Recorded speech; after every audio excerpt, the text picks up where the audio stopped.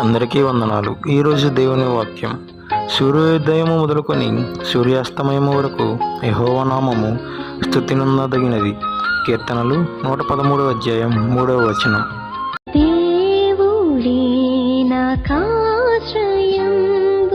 దివ్యమైన దుర్గము, మహావినోదుడాపదల సహాయుడై నన్బ్రోచును. అభయమేపుడు